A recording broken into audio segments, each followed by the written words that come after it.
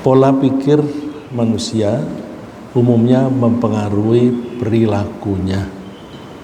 Maka kalau kita ingin melihat pola pikir seseorang, kita bisa mencoba membaca perilakunya, lalu kita telusuri, biasanya berkaitan dengan pola pikirnya.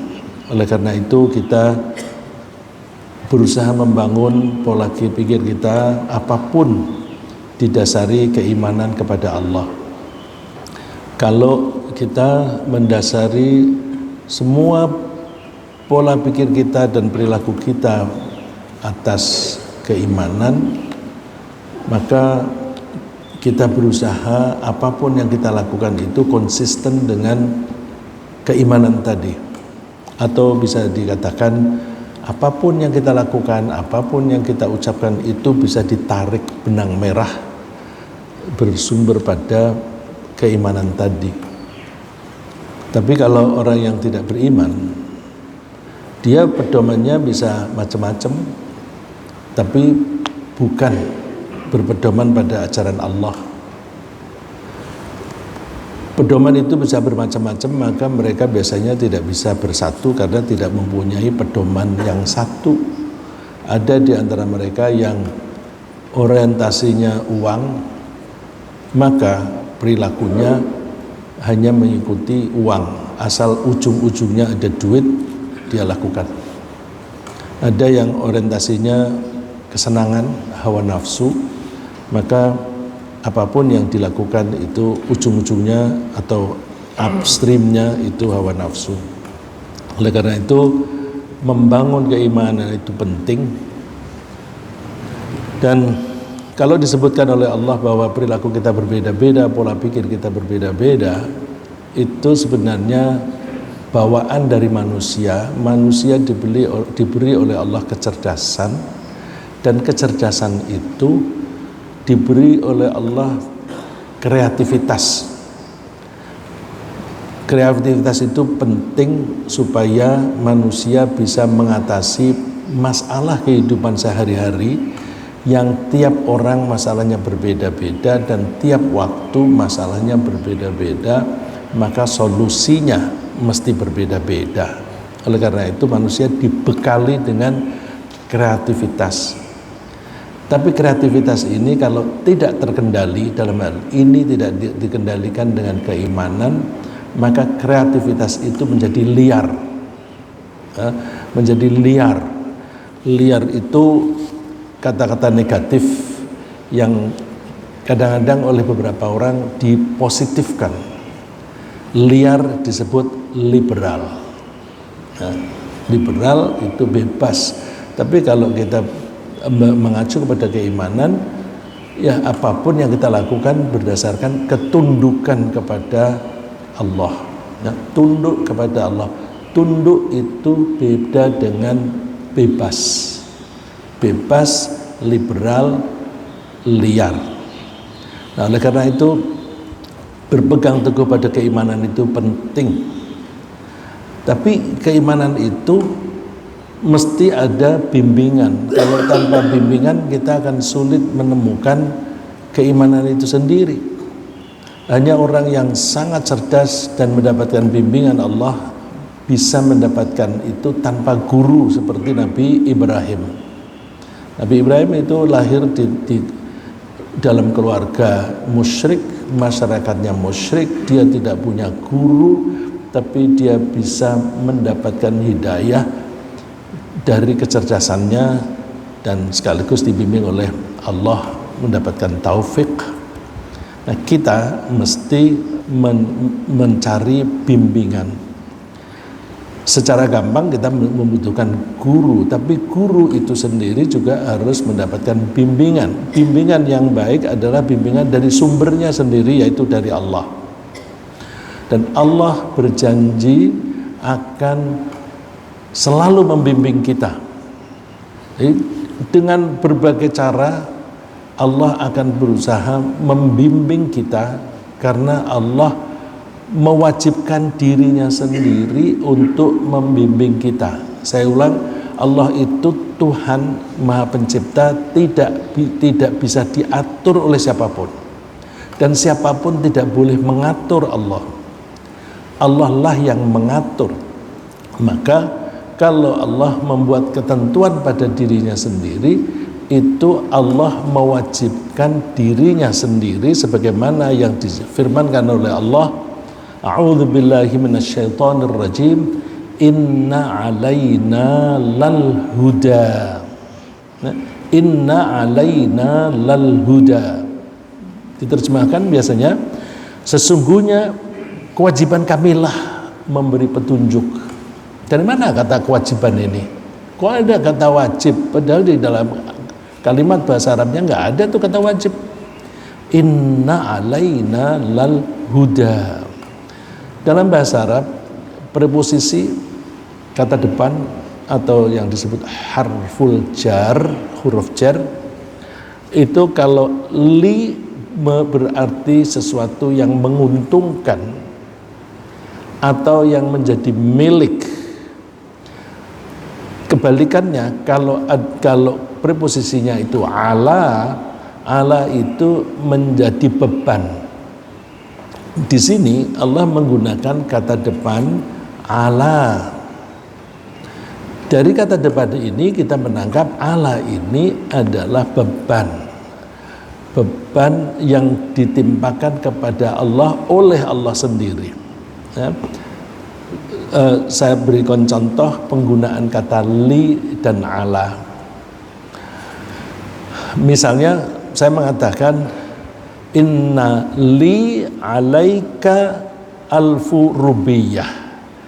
Inna sesungguhnya, li untukku, menguntungkan aku, alaika atasmu, membebani kamu, alfu rubiyah, 1000 rupiah. Berarti kamu punya beban membayar aku 1000 rupiah. Artinya sama dengan kamu punya utang aku loh ya, 1000 rupiah. Inna li alaika alfu rubiyah. Di sini Allah berfirman, inna alaina, sesungguhnya wajib atas kami. Kami di sini Allah. Lal huda, memberi petunjuk. Dan Allah meyakinkan kita bahwa Allah itu sungguh-sungguh ketika mewajibkan dirinya untuk memberi hidayah dengan ada 2 penekanan, emphasis, atau bahasa Arabnya takkid, yang para santri biasanya menyederhanakan menjadi taukid. Takkid atau emphasis, penekanan, di sini ada 2. Satu, inna, sesungguhnya. Lal huda adalah, kadang dibaca la, kadang-kadang li, tergantung berikutnya bunyinya apa. Sungguh, jadi la ini semacam lam qasam, lam sumpah. Jadi ada 2 penekanan. Sesungguhnya betul-betul kewajiban kami memberi petunjuk. Apa memang iya begitu? Nyatanya banyak orang kafir, banyak orang sesat. Kok Allah mengatakan wajib? Apakah Allah tidak melaksanakan kewajibannya? Bukan begitu. Allah itu selalu membimbing orangnya yang seringkali tidak mau. Seringkali tidak mau. Bukannya Allah tidak membimbing, Allah membimbing dengan berbagai cara. Caranya itu bermacam-macam. Ada kalanya misalnya orang yang dilahirkan di keluarga tidak beriman, nanti jalan-jalan, atau bahkan sekarang ini buka YouTube, nanti tidak sengaja ada orang sholat, tidak sengaja ada dialog mengenai ketuhanan. Itu cara Allah memberi petunjuk yang kita menganggapnya tidak sengaja. Sebenarnya oleh Allah itu sengaja. Kadang-kadang Allah memberi petunjuk itu dengan menunjukkan kejadian. Kejadian misalnya Allah mau menunjukkan bahwa riba itu tidak baik ya. Yang baik itu transaksi syar'i. Terus cara Allah menunjukkan itu Diberi kita krisis moneter tahun 1997-98. Setiap hari itu terjadi bleeding. Nggak tahu tuh orang perbankan menyebutnya bleeding dari kata pendarahan. Jadi nggak ada Pak yang orang perbankan, siapa Pak Aldi. Ya, setiap hari setiap bank itu rugi, dan secara kolektif kerugiannya sehari itu bisa triliunan. Yang tidak rugi hanya satu, yaitu bank muamalat. Bisa dicek kembali. Kenapa? Karena melaksanakan prinsip-prinsip syar'i.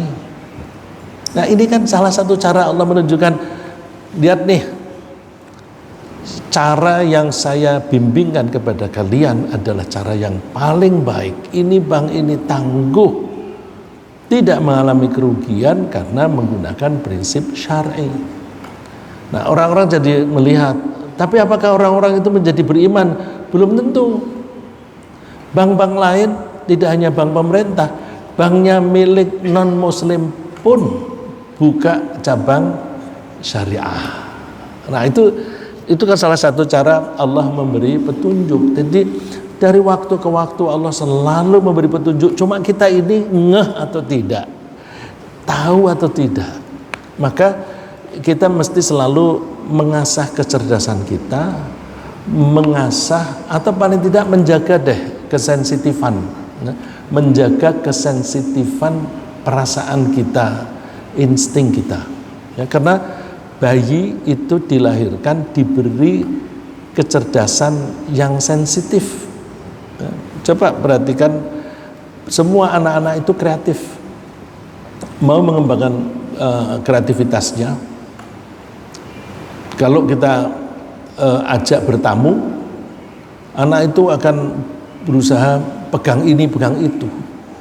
Yang orang menganggap anak ini nakal, kadang-kadang jatuh. Enggak, itu sebenarnya dia mengembangkan kreativitasnya. Ini apa sih? Untuk apa sih? Dibeginikan bagaimana? Dan sebagainya. Tapi orang dewasa salah paham, dianggap nakal. Enggak, itu anak yang biasanya dianggap nakal oleh orang dewasa, itu kadang kecerdasannya tinggi. Tapi pendidikan kita, saya pernah memperhatikan ada orang tua yang anak itu bergerak gini, nggak boleh bergerak gini, oh itu nggak boleh, itu nggak boleh. Jadi kebebasan anak dalam mengembangkan kreativitasnya dibatasi, batasi. Ketika kita sekolah, kita kuliah juga dibatasi. Misalnya menemukan sesuatu teori begitu. Kalau teori itu tidak sesuai dengan apa yang diajarkan oleh gurunya atau tidak sesuai dengan buku yang dibaca, dianggap salah. Padahal itu seringkali benar. Maka kadang-kadang orang mengatakan kreativitas itu contohnya suatu solusi yang out of the box. Jadi seolah-olah pikiran kita itu dikerangkeng di dalam kotak. Dikerangkeng dalam kotak. Kalau ada orang pikirannya keluar dari situ, dianggap nyeleneh, ya, out of the box. Nah, ini saya ingin meyakinkan saja bahwa Allah itu selalu berusaha untuk memberi hidayah kepada kita. Caranya itu berbagai cara, beribu-ribu cara, cuma kita itu ngeh atau tidak. Ya, kadang-kadang kita tuh mempunyai keinginan, terus gagal. Kita mengatakan gagal. Nah, salahnya sih mengatakan gagal. Kalau kita mengatakan gagal itu kan negatif. Kita bisa mengatakan, oh, Allah memberi aku pengarahan, bukan itu yang baik untuk saya cita-citakan, tapi Allah memilihkan yang lain. Seorang cita-citanya kepengen jadi dokter, tapi ada liku-liku, ada kesulitan ekonomi dalam keluarga, sudah jadi sarjana kedokteran. Tapi dokter itu kan tidak boleh praktek kalau belum mengambil profesi. Terus mau ambil profesi nggak punya duit, orang tuanya tidak bisa makan kalau tidak dibantu oleh anak-anak, banting setir dia. Banting setir, dia mengambil kuliah yang kemungkinan mendapatkan uang lebih cepat daripada jadi dokter. Zaman itu ya, zaman itu tuh orang menganggap bahwa dokter itu kaya. Tapi zaman sekarang dokter itu justru bisa dokter spesialis gajinya di bawah UMR itu bisa terjadi ya. Itu jadi image-nya beda. Nah, itu dia berganti haluan ambil kuliah manajemen dalam waktu singkat. Jadi dia bisa memamerkan dirinya kepada calon pemberi kerja bahwa saya Master in Business Administration, MBA. Dapat penghasilan banyak, orang tua dan keluarganya itu bisa menjadi makmur, bahkan bisa mendirikan madrasah. Alhamdulillah ya, itu jadi kalau kita misalnya mencoba mengejar cita-cita kok ada halangan-halangan, jangan buru-buru mengatakan bahwa kita gagal. Itu ada kemungkinan Allah memberikan pengarahan, bukan itu yang baik untuk kamu, aku arahkan pada yang lain ya. Kemudian bukti bahwa Allah itu selalu memberi bimbingan pada kita mulai dari awal ya. Mulai dari awal Nabi Adam dan Ibu Hawa ketika dipersilahkan keluar dari neraka, dari surga, mohon maaf, qulna bitu minha jami'a, kami katakan bitu minha, keluarlah dari surga jami'an, semua ini Nabi Adam, Ibu Hawa dan iblis. Janji Allah, fa imma ya'tiyannakum minni huda, nanti kalau ada petunjuk datang dariku untukmu. Jadi mulai dari awal Allah sudah menjanjikan aku akan membimbing kamu ya. Nah, kalau sudah saya sodorkan, faman tabi'a hudaya fala khaufun 'alaihim wa la hum yahzanun.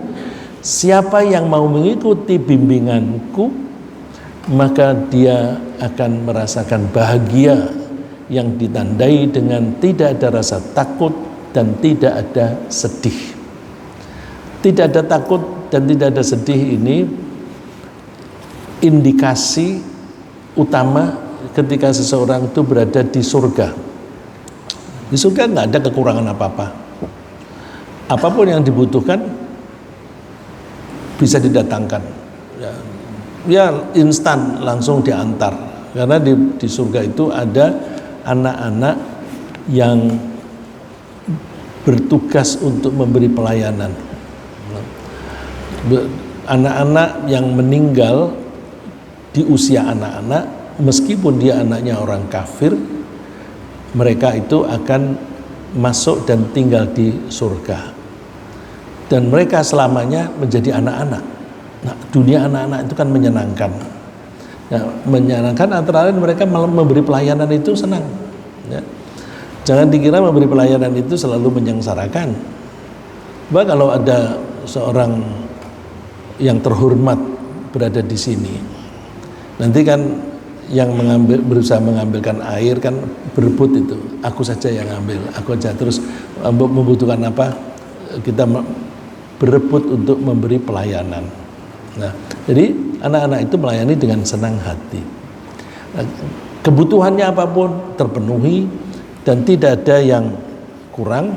Oleh karena itu tidak ada ketakutan dan tidak ada kesedihan. Artinya hatinya tentram. Nah, ini bisa berarti dunia dan akhirat. Karena fala khaufun 'alaihim wa lahum yahzanun di sini tidak disebutkan di dunia atau di akhirat.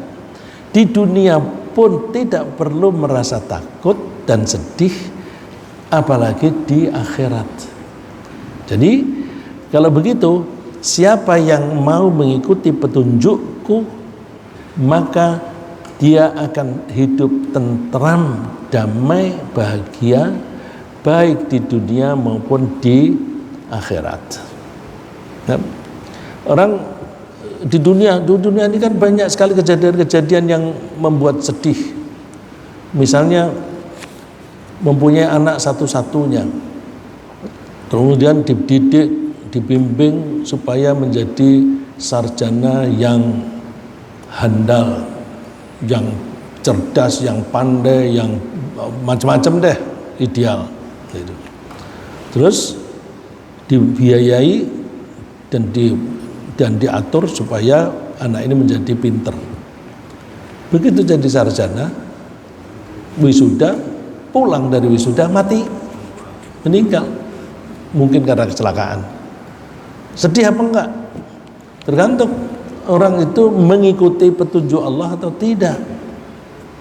Kalau dia menganggap bahwa waduh, ini satu-satunya anakku, satu-satunya yang aku harapkan ketika aku di hari tua, aku bisa numpang hidup pada dia. Jadi orang ini merawat dan mendidik anak dianggap sebagai investasi. Investasi tenaga dan uang untuk mendidik anak supaya nanti di hari tua dia kaya dan menyantuni saya. Kalau dia niatnya investasi, begitu anak itu mati, pikirannya apa? Rugi. Wah, rugi aku. Biaya yang sudah saya keluarkan sudah puluhan miliar. Waktuku habis untuk itu, mati. Jadi sedih apa takut itu? Dua-duanya. Sedih kehilangan anak yang dicintai, yang disayangi. Takut masa depan aku ikut siapa? Orang semacam itu bertentangan dengan ini kan fala khaufun alaihim walahum yahzanun. Coba kalau orang yang beriman. Orang beriman itu beranggapan la yukallifullahu nafsan illa ma ataha. Allah itu tidak memberi kita tugas kecuali sesuai dengan apa yang diberikan oleh Allah kepada kita. Saya ulang, Allah tidak memberi tugas kecuali sesuai dengan apa yang Allah berikan kepada kita. Kalau Allah memberi kita kemampuan berdiri, maka Allah menugasi kita sholat berdiri. Kalau tidak diberi kemampuan berdiri, Allah tidak akan menyuruh kita sholat berdiri. Duduk aja, duduk saja. Jadi Allah tidak pernah memaksa di atas kapasitas seseorang. Allah kalau tidak memberi uang yang cukup untuk pergi haji kepada seseorang, orang itu tidak ditugasi pergi haji. Sampai mati belum pernah haji, dosa enggak? Enggak, karena Allah tidak memberi. Nah, kalau Allah memberi kita anak, itu artinya tugas. Jangan diartikan investasi. Itu tugas. Tugasnya apa? Tugasnya seperti maksudnya Allah menciptakan anak. Apa itu maksudnya Allah menciptakan anak? Apa Pak, kira-kira Pak? Kalau Allah memberi kita anak, kita ditugasi merawat dan mendidik anak. Targetnya seperti targetnya Allah menciptakan anak itu. Apa itu Pak? Ibadah. Karena anak itu kan manusia. Anak itu kan manusia. Wa ma khalaqtul jinna wal insa illa liya'budun. Aku tidak menciptakan jin maupun manusia kecuali satu aja tugasnya, mengabdi kepadaku. Nah, karena anak ini kelak ketika baligh ditugasi beribadah, saya harus mendidik dia menjadi seseorang hamba yang beribadah, yang mengabdi kepada Allah. Aku kepengen dia jadi dokter, boleh aja, tapi pengabdi kepada Allah yang dokter, bukan dokter yang soleh. Menjadi anak yang soleh sebagai dokter. Kita terbalik. Kita didik anak kita soleh, jadi dokter, jadi insinyur yang soleh. Terbalik, tugas kita itu mendidik anak supaya menjadi soleh. Apa gunanya anak itu sukses, kaya raya, tapi pelit? Itu malah sakit hati itu. Anak dididik sampai dia itu pinter, kemudian dia karirnya bagus, kaya raya, tapi saya tidak pernah dikasih duit.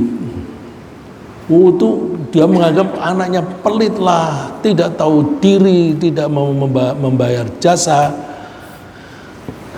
Sedih. Jadi keadaannya kaya tapi malah susah. Ya, karena apa?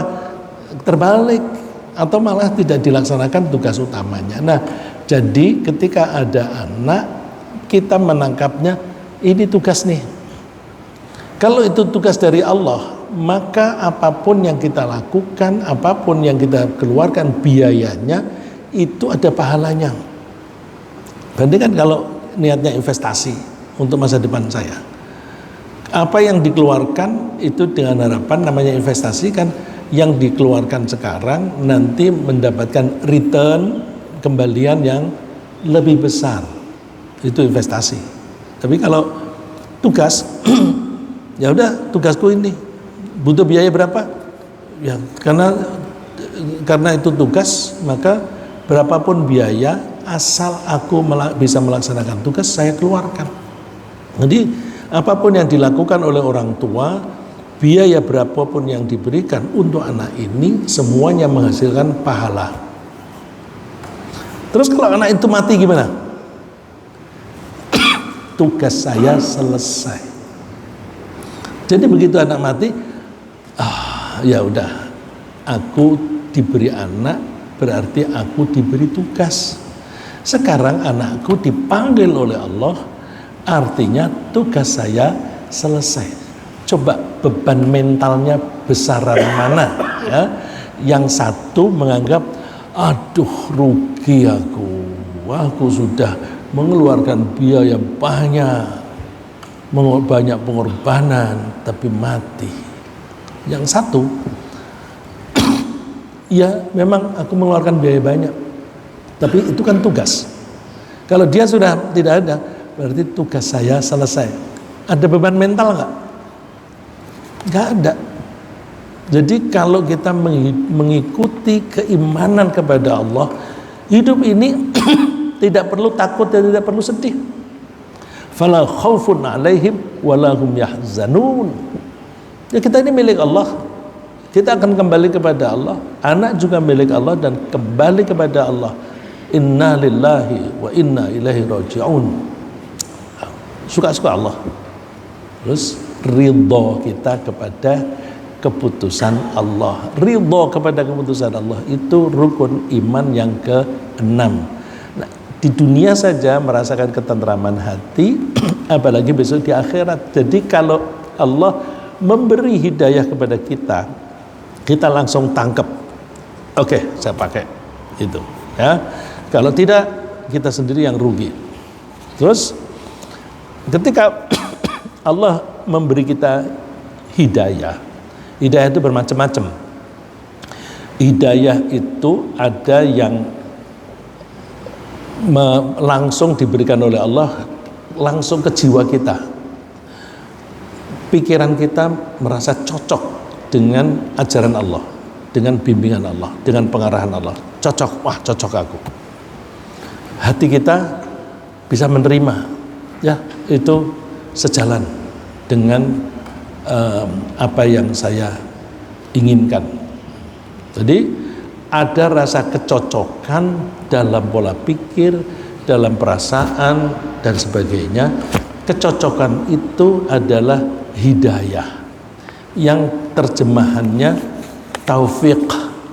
Ya, terjemahan dalam bahasa Inggris, dalam bahasa Arab, hidayah yang langsung dari Allah diberikan kepada kita, langsung masuk ke pikiran kita dan hati, perasaan kita, itu namanya taufik. Hidayah yang seperti inilah yang kita cari setiap hari. Bukankah kita sudah muslim? Bukankah kita mengaku sudah beriman? Tapi setiap hari kita mohon, ihdinas siratal mustaqim, berilah kami petunjuk ke jalan yang lurus. Masih minta petunjuk.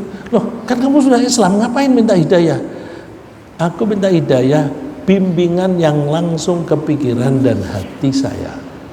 Karena kalau tidak ada bimbingan itu, nanti ada perintah dari Allah, kita merasa berat karena merasa tidak cocok. Waduh, gara-gara ini aku harus melaksanakan ini, itu dan sebagainya. Rasa keberatan itu tidak bahagia. Nah, sebelum kita mendapatkan itu, kita mesti mendapatkan pengarahan dulu. Pengarahan misalnya, Allah itu Tuhan satu-satunya. Nah, pikiran kita cocok nggak? Informasi bahwa Tuhan itu satu. Qul huwallahu ahad. Allah itu satu. Tapi cocok nggak dengan pikiran? Wah, kalau pola pikirnya itu diputer-puter satu, tapi sebenarnya di dalamnya itu ada 3 komponen. 3 tapi satu. Wah, akalku nggak bisa nerima itu. 3 kok satu. Satu ya satu. Nggak bisa. Nah, itu kita merasa cocok ini. Qul huwallahu ahad, cocok. Kenapa? Kalau ada Tuhan dua saja, nanti Tuhan itu kan berkuasa. Kalau berkuasa bisa menciptakan kreasinya. Tuhan satu menciptakan sesuatu, Tuhan 2 menciptakan sesuatu. Ini nanti mereka akan bertanding siapa yang lebih kuat. Yang satu kepingin hujan, yang satu jangan. Ayo kuat-kuatan. Hancur alam raya ini, hancur. Jadi nggak masuk akal kalau ada Tuhan lebih dari satu, nggak masuk akal. Nah, merasa cocok dengan Qul huwallahu ahad, rasa cocoknya itu namanya taufik. Informasi bahwa huwallahu ahad itu namanya dilalah, petunjuk, pengarahan. Jadi pengarahan. Jadi hidayah yang kita cari adalah kecocokan dalam pikiran dan hati kita. Untuk itu kita butuh informasi yang bisa kita tangkap, yang bisa kita olah dengan akal kita. Nah, informasi itu dari mana? Dari para nabi dan dari kitab. Dari kitab dan keterangan nabi itu hanya sebatas informasi. Huda, petunjuk, tapi dalam bentuk informasi. Tapi nyatanya dalam kehidupan sehari-hari orang itu senang membaca atau melihat petunjuk enggak? Nyatanya dalam kehidupan sehari-hari orang itu malas melihat petunjuk. Ya, misalnya contoh toilet mana? Misalnya ada masjid-masjid atau tempat-tempat, terutama tempat umum itu ada petunjuk toilet sana. Terus ada orang yang wah di mana ya? Kesana kali, tidak mau membaca tulisan-tulisan itu, lalu bingung. Terus karena bingung baru tanya itu kan informasi lagi. Tapi simbol-simbol tulisan atau simbol panah begitu itu nggak dibaca. Contoh yang saya sering kali tanya, saya lupa apakah saya pernah bertanya di sini.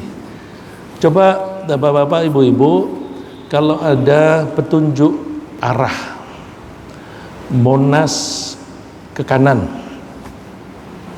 misalnya, atau Cililitan ke kiri, terus ada petunjuk Museum Nasional ke kanan. Jadi kanan ada Monas, ada Museum Nasional yang kita sering menyebut Museum Gajah. Coba saya tanya, yang mengatakan Monas ke kanan atau Jalan Tamrin ke kanan, warnanya apa? Merah, biru, hijau, kuning. Apa itu warnanya? Apa? Biru. Kalau Museum Nasional, warnanya apa? Merah. Merah coklat. Yang mana ini? Merah coklat. Berarti kan kita tuh kurang cermat memperhatikan itu. Kalau menunjukkan jalan Tamrin, warnanya biru apa hijau? Hijau.